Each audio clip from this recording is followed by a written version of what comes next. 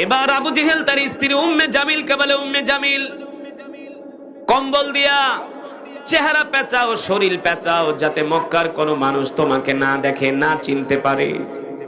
এবার উম্মে জামিল আর আবু জেহেল দুইজনে মিলা রাত 3টা বাজে রওনা দিছে আল্লাহর নবীর জবানে কোরআন শোনার জন্য। আবু জেহেল আর উম্মে জামিল দুইজনে যে কাবার দেওয়ালের সাথে ট্যাগ লাগায়া মন দিয়া কান দিয়া আল্লাহর নবীর কোরআন শুনতেছে। কোরআনুল কারীমের তেলাওয়াত শুনতে শুনতে এক পর্যায়ে আবু জেহেল উম্মে জামিল দুইজনেই ঘুমায় গেছে। কোরআন তেলাওয়াত হলো ঘুম আসার সবচেয়ে বড় ঔষধ।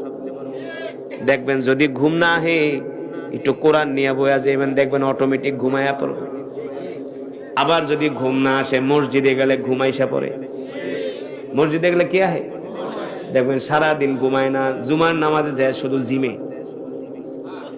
কথা বল, জিমে কি জিমে না? কারণ আল্লাহর ঘর হলো রহমতের ঘর, ঠিক কিনা বলেন? আর কোরআন আল্লাহর কিতাব, এই কোরআন তেলাওয়াত শুনলে মুসলমানের কাছেও ভালো লাগে, অমুসলিমের কাছেও ভালো লাগে, ঠিক কিনা বলেন? কোরআন তেলাওয়াত শুনতে শুনতে আবু জেহেল আর উম্মে জামিল দুইজনে ঘুমায় গেছে।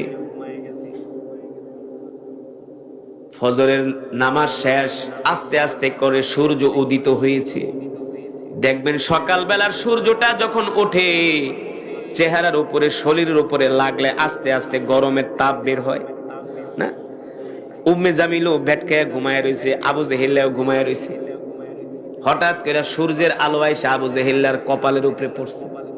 ঘুম ভাঙা দেখে কিরে, মনে করছে বাড়িতে ঘুমাইতেছে, দেখে কি না কাবার দেওয়ালের পাশে দুইজনে হেলান দিয়া ঘুমায় রয়েছে।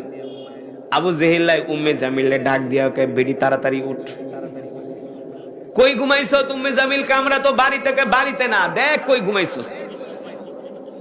দেখ কাবার দেয়ালের সাথে ট্যাগ লাগায়া দুইজনে ঘুমাইতেছে। আবু জেহেল কয়, মান সম্মান খাইছস, তাড়াতাড়ি বাড়ির দিকে দৌড় মার। মক্কার কোন মানুষ যদি দেখা ফালায় রে, আবু জেহেলের গলার ভিতরে জুতার মালা দিয়া পুরা মক্কা শহর ঘুরাইব।